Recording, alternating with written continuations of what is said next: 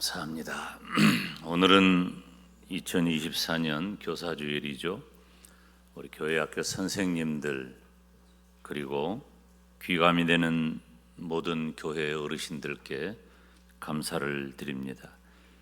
부족한 종은 교회 안에서 교회 어른들을 보면서 배우고 자랐습니다.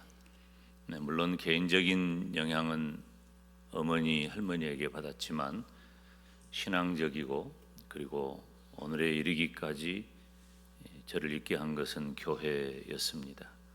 물론 타고나고 부족함이 많지만 하나님께서 교회 안에서 자라 교회 어르신들을 보고 또 배울 수 있는 것은 저에게 얼마나 큰 은혜이고 축복이었는지 저는 늘 간증하고 감사하며 삽니다. 오늘 우리 교회 학교 모든 선생님들께 감사를 드리고 특별히 우리 교회 모범이 될 만한 그런 발자취를 가시는 모든 교회 어른들께 담임 목사로서 감사의 말씀을 드립니다. 특별히 우리가 함께 읽었던 오늘 본문의 말씀을 다시 한번 읽어볼까요? 내가 이것으로 형제를 깨우치면 그리스도 예수의 좋은 일꾼이 되어 믿음의 말씀과 네가 따르는 좋은 교훈으로 양육을 받으리라. 망령되고 허탄한 신화를 버리고 경건에 이르도록 내 자신을 연단하라. 아멘. 믿음의 말씀과 네가 따르는 좋은 교훈으로 양육을 받으리라. 따라서 할까요? 좋은 교훈. 오늘 설교 좋은 교훈이에요. 은혜 받으시기를 축원합니다. 이 세상에 허탄한 말들이 얼마나 많고 우리를 무너뜨리고 우리를 절망 가운데로 이끄는 일들이 얼마나 많지만 하나님께서는 우리들에게 좋은 교훈을 허락하셔서 하나님의 사람답게 살도록 하시고 그 좋은 교훈 때문에 우리가 성도의 이름을 가지고 실패하지 아니하고 성공하는 삶을 살도록 인도해 주십니다. 그러면 오늘 세 가지 말씀을 살필 텐데 우리들에게 좋은 교훈은 무엇일까? 듣기 좋은 말, 내가 원하는 말, 여기에 포인트가 있어요. 다 내가 원하는 말은 듣고 싶어 해요. 내가 원하는 말보다도 정말로 나에게 좋은 말은 무엇일까 하는 거죠. 좋은 교훈은 첫째로 하나님의 말씀이 좋은 교훈인 줄로 믿습니다. 오늘 이 잠언 1장 7절 말씀을 보면 여호와를 경외하는 것이 지식의 근본이라고 했고 미련한 자는 지혜와 훈계를 멸시한다고 했습니다. 여기서 중요한 말씀은 따라서 합시다. 여호와를 경외하는 것. 이 여호와를 경외한다는 말은 성경에도 그리고 이스라엘 문학에도 자주 등장하는 말입니다. 이 원래 경외라고 하는 말은 공포나 두려움의 감정을 나타낼 때 쓰는 단어입니다. 원래 의미는 그래요. 그래서 이 경외라고 하는 말이 그 결과가 악을 미워하고 도를 행하고 공의를 실천하는 것을 가져다 주는 거예요. 그러니까 하나님께서 두려움의 대상이 될 때에 경외하는 마음이 생기고 사망에서 벗어나 생명에 이르게 된다는 것입니다. 우리가 하나님 그러면 하나님은 사랑이시다. 사랑의 하나님만 생각하잖아요. 우리가 편하니까 그렇게 생각하는 거예요. 물론 하나님은 사랑의 하나님이시죠. 그런데 또 여타의 종교들을 보면은 그들이 숭배하는 신적인 대상을 굉장히 두려워합니다. 그 두려움의 대상이 되는 거예요. 그래서 내가 조금 잘못하면 나를 벌하지 않을까? 내가 이렇게 망하지 않을까? 잘못되지 않을까? 그 두려워하는 거예요. 그럼 하나님은 어떤 분이실까요? 사랑의 하나님이시기도 하고 두려움의 대상이기도 하는 거예요. 그렇다고 해서 막연한 공포가 아니에요. 우리가 하나님에 대하여 갖는 두려움은 매우 선하고 복된 결과를 가져옵니다. 앞서 언급했듯이 하나님을 두려워하는 사람은 악을 미워하게 됩니다. 그리고 하나님의 도를 행하게 됩니다. 공적인 의를 실천하게 되는 거예요. 사람들 관계도 마찬가지예요. 그 사람이 두렵잖아요. 두려운 마음을 가지면 함부로 하지 않습니다. 그런데 요즘은 우리가 과거에 존경하고 두려워해야 할 그 대상들이 다 바닥에 있어요. 그래서 지금은 오냐 자식이 뭐 그다음 말은 안 하겠어요. 다 이런 세상이 되고 말았어요. 권위는 권위답게 인정받지 못하고 권위가 실종된 시대를 우리가 살아갑니다. 그래서 마치 권위를 가진 자가 권위를 말하면 그것을 무모하게, 부당하게, 조금 왜곡된 표현으로 그것을 거부하는 것이 일반화되어 있어요. 그런데 두려움이 우리들에게 주는 유익함이 있는 거예요. 그렇기 때문에 하나님께서 이스라엘 백성들이 가나안 땅에 들어가게 될 때에 여호수아에게 이런 말씀을 하셔요. 여호수아 1장 8절에 우리가 여호수아 1장 8절을 함께 읽어보겠습니다. 이 율법책을 내 입에서 떠나지 말게 하며 주야로 그것을 묵상하여 그 안에 기록된 대로 다 지켜 행하라. 그리하면 내 길이 평탄하게 될 것이며 네가 형통하리라. 아멘. 맨 나중에 있는 말은 이스라엘 백성도 원하고 우리도 원하는 겁니다. 어떤 말입니까? 내 길이 평탄하게 될 것이며 네가 형통하리라. 이건 다 원해요. 이거 원하지 않는 사람은 없어요. 우리가 가는 길이 평탄하고 우리가 형통한 삶을 산다는 것은 모든 사람들이 다 추구하는 것이지만 그렇게 되려면 하나님께서는 이 율법책을 내 입에서 떠나지 말게 해라. 그리고 주야로 그것을 묵상해라. 다시 말하면 하나님의 말씀을 너희들에게 좋은 교훈으로 붙잡고 살라는 것입니다. 시편 119편 105절에 보면은 주의 말씀은 내 발의 등이요 내 길의 빛이라고 했습니다. 지금은 어두운 시대가 아니잖아요. 밤이 되어도 물론 지역에 따라 다르기는 하지만은 지금은 빛이 많은 시대이기 때문에 밤도 어둡지 않아요. 그런데 시편 기록할 이때 당시는 칠흑 같은 어둠의 시대예요. 별과 달이 아니면은 빛을 볼 수가 없는 때예요. 그렇기 때문에 어둠 밤길 갈 때에 내 발에 등이 되고 내 길에 빛이 되는 것이 있다면 어둠 밤길도 어둡지 않다는 거예요. 밝게 갈 수 있다는 거예요.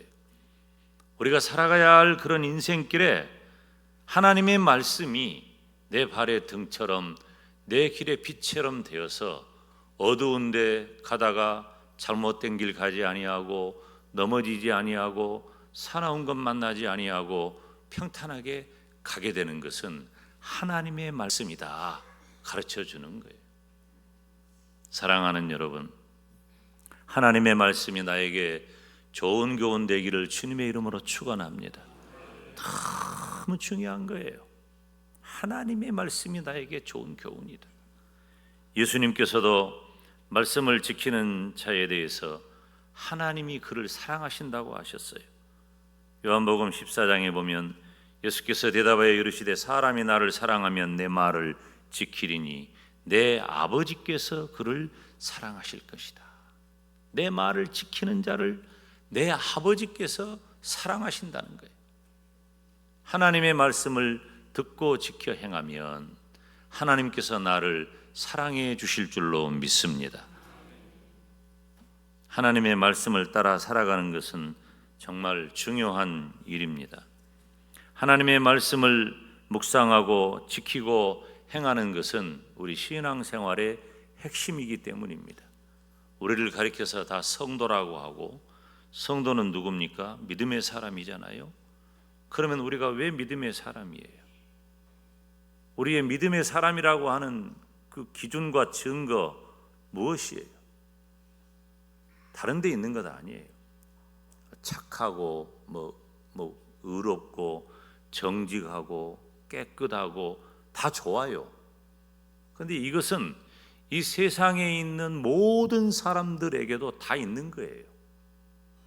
저와 여러분이 그 중에서도 특별하게 구별받은 증거 하나는 바로 하나님의 말씀인 거예요. 내가 믿음이 있다면 다른 데 기준을 두지 아니하고 하나님의 말씀을 기준으로 두고 하나님의 말씀을 붙잡고 사는 것이 내가 믿음이 있다는 증거이고 내 신앙생활의 핵심이라는 것입니다. 하나님의 말씀은 하나님과의 깊은 관계를 유지하는 방법입니다. 우리가 하나님의 말씀을 떠나서 하나님의 백성이라고 말할 수 있습니까? 그럴 수 없습니다. 다 다른 데서 영향을 받아요. 지금 현대교회의 가장 심각하고 가장 고통스러운 일은 무엇입니까? 교회와 성도가 하나님의 말씀보다도 다른 것을 더 중하게 여기기 때문이에요. 우리 마음속에 차지하고 있는 비중이 무언가를 결정하고 무언가를 결단하고 무언가를 의지하게 될 때에 그것이 하나님의 말씀인지 아니면 다른 것인지를 잘 판단해 보아야 합니다. 안타까운 것은 지금 이 세대는 망하는 길을 찾아가고 있는 것입니다.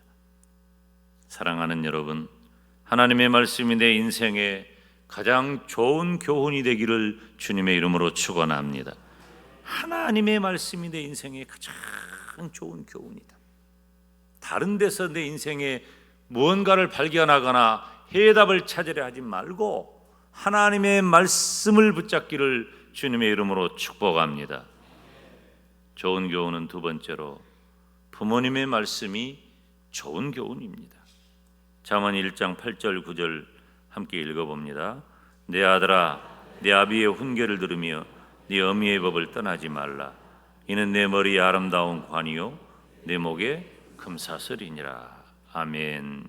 잠언의 다른 말씀 6장 20절이에요. 함께 읽습니다. 내 아들아, 네 아비의 명령을 지키며 네 어미의 법을 떠나지 말고 그것을 항상 네 마음에 새기며 네 목에 매라. 그것이 네가 다닐 때에 너를 인도하며 네가 잘 때에 너를 보호하며 네가 깰 때에 너와 더불어 말하리니. 아멘. 그런데 이 잠언 1장과 잠언 6장에 주목할 만한 말이 있어요. 그건 뭐냐면은 한번 따라서 해보세요. 아비의 훈계, 어미의 법. 이 아비의 훈계와 어미의 법이 병행을 이루고 있는 거예요. 아버지와 어머니의 매우 중요한 위치를 말씀해 주고 있잖아요. 이스라엘 공동체에 있어서 부모의 교육은 절대적입니다. 왜 그럴까요? 부모님들이 뭘 가르쳤어요? 하나님의 율법, 하나님의 말씀을 가르쳤어요. 이스라엘 백성들은 하나님의 말씀을 따라 살아가야 하는데 하나님의 말씀을 어디서 배우느냐? 가정에서 배우는 거예요. 그래서 하나님의 율법을 가르치는 가장 기본적인 통로가 바로 가정이에요. 부모의 교육이란 말이에요. 그래서 아비의 훈계와 어미의 법을 경청하고 순종하고 사는 것은 자녀들의 의무였습니다. 저를 보세요. 자녀들은 부모에 대해서 이것만 있어야 돼요. 이건 안 돼요. 고정을 시켜야 돼요. 좌우로 흔들지 못하도록 부모님을 통해 전해지는 하나님의 말씀에 대해서는 좌우로 흔들지 아니하고 위아래로 끄덕이며 예, 아멘, 그렇게 하겠습니다. 이렇게 가르쳤다 그 말이에요. 아예 구조적으로 모든 틀을 하나님의 백성들에게 하나님의 말씀 속에 자라가도록 가정을 중심으로 해서 모든 것이 형성이 된 거예요. 그래서 가나안 땅에 들어가야 할 이스라엘 백성들에게 모세는 신명기에서 다시 한번 십계명을 가르치면서 하나님의 말씀을 이스라엘 백성들이 어떻게 중요하게 여겨야 할까? 신명기 11장 18절로 20절에 이렇게 기록하고 있습니다. 함께 읽어봅니다. 이러므로 너희는 나의 이 말을 너희의 마음과 뜻에 두고 또 그것을 너희 손목에 매어 기호를 삼고 너희 미간에 붙여 표를 삼으며 또 그것을 너희 자녀에게 가르치며.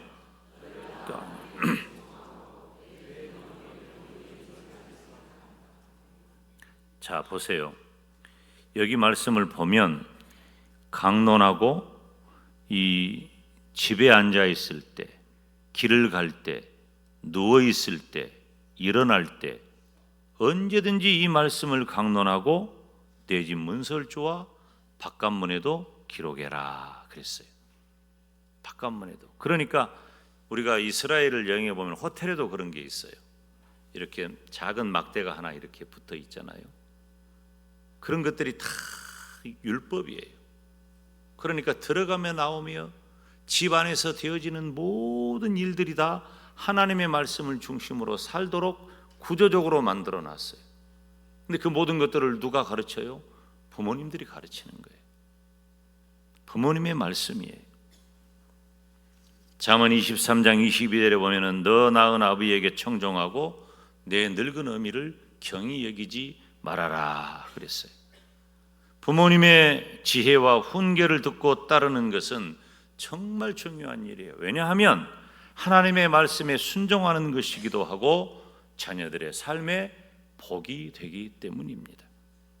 그래서 잠언 1장 9절에 이는 내 머리에 아름다운 관이요 내 목에 금사슬이라 그랬어요.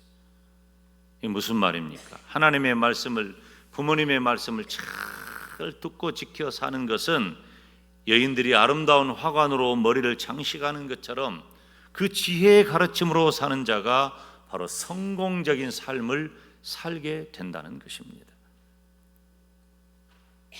지금은 부모님의 말씀이 마치 옛날 이야기처럼 세대적인 차이를 느껴서 그렇게 크게 가치를 두지 않는 시대가 되었어요. 지식적으로, 물질적으로, 문명적으로 자녀들이 부모를 훨씬 앞서기 때문이기도 해요. 과거에는 그렇지 않았어요. 시대적으로 그렇게 많은 물질, 문명, 문화적인 그런 환경이 조성되지 않았기 때문에 자기들이 경험한 것 이외에는 배울 길이 없는 거예요. 이를테면은 부모님이나 선생님 아니면은 누가 나에게 가르칠 대상이 없는 거예요. 근데 지금은 어때요? 모든 것이 다 열린 시대예요. 안 가르쳐줘도 모든 걸 다 알아요. 모든 걸 경험해요. 미디어를 통해서 혹은 자신들의 체험을 통해서 모든 걸 경험하는 시대이기 때문에 부모님들은 그런 신문물에 뒤처지니까 오히려 자녀들보다 그런 면에 있어서는 좀 뒤서 있단 말이에요. 그러니까 부모님들이 교훈하거나 부모님들이 책망하거나 부모님들의 앞길을 제시하는 부분이 일면에는 자녀들보다 훨씬 더 뒤처져 있는 건 사실이란 말이에요. 그러면 우리 부모들은 어떻게 해야 될 것인가? 우리 부모가 제대로 된 믿음만 가지고 있다면, 여러분, 믿음은 복잡하고 어려운 게 아니잖아요. 생명하고 관계된 것이고 우리들의 인생과 관계된 것이에요.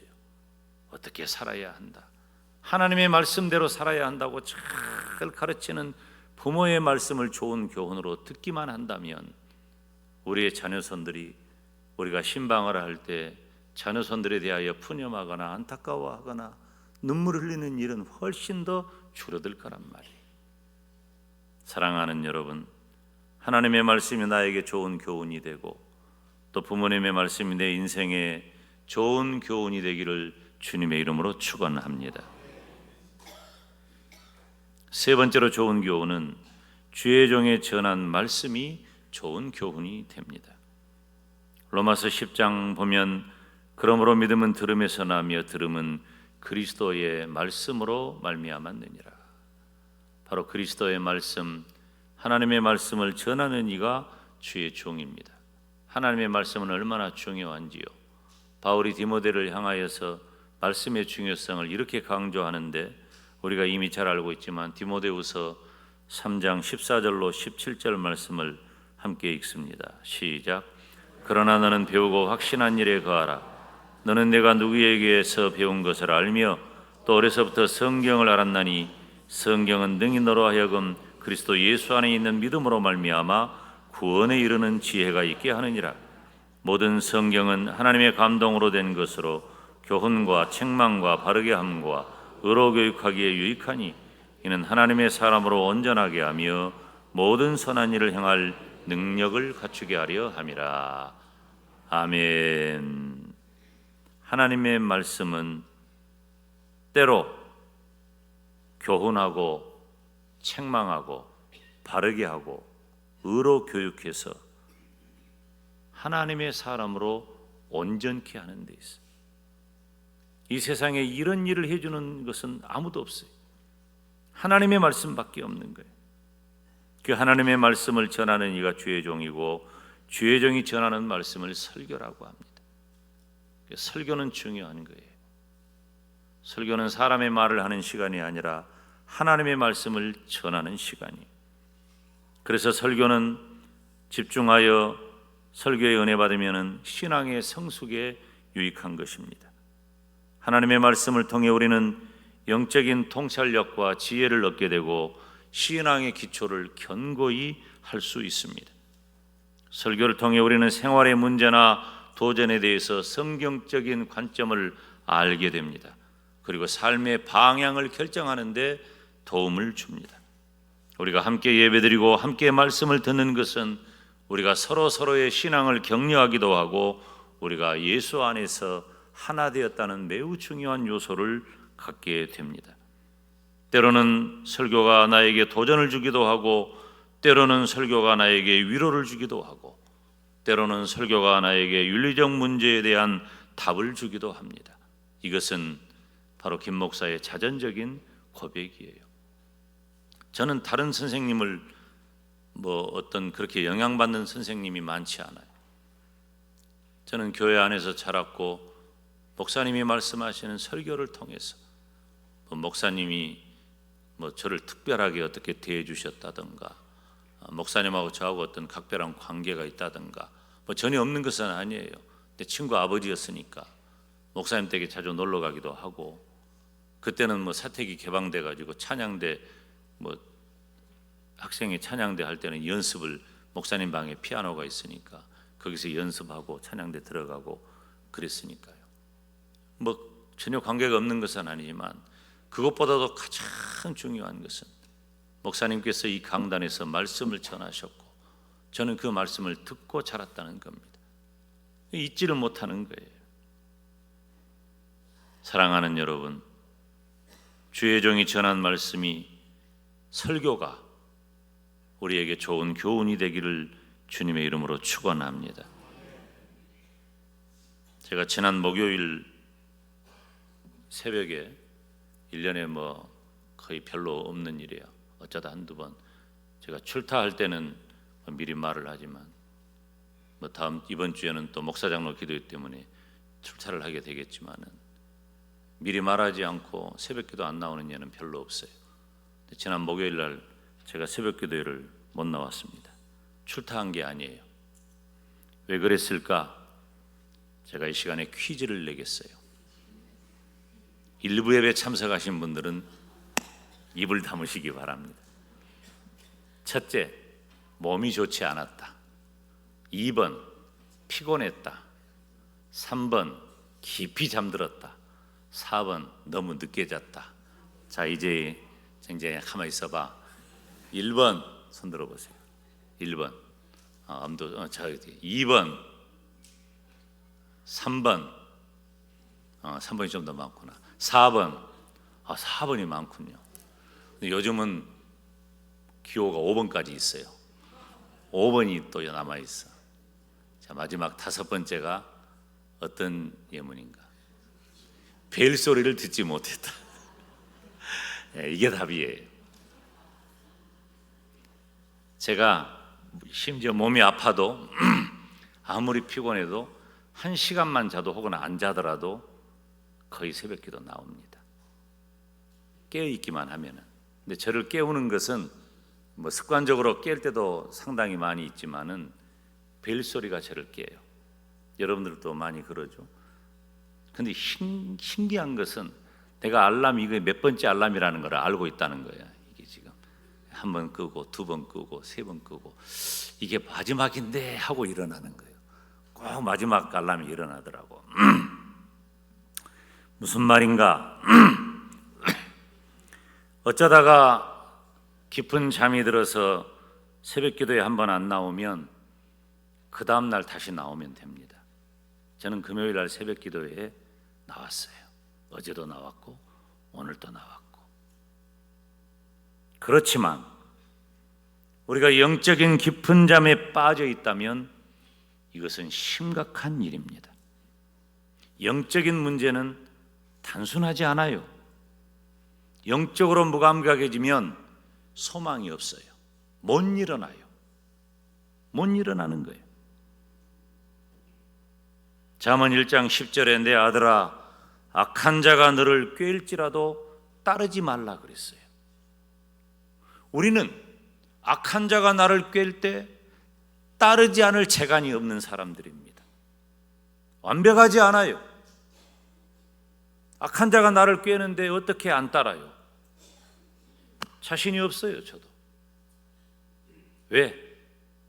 영적으로 깊이 잠들어 있으면 내가 악한 자가 나를 꾀는지 어쩌는지 깨닫지를 못해.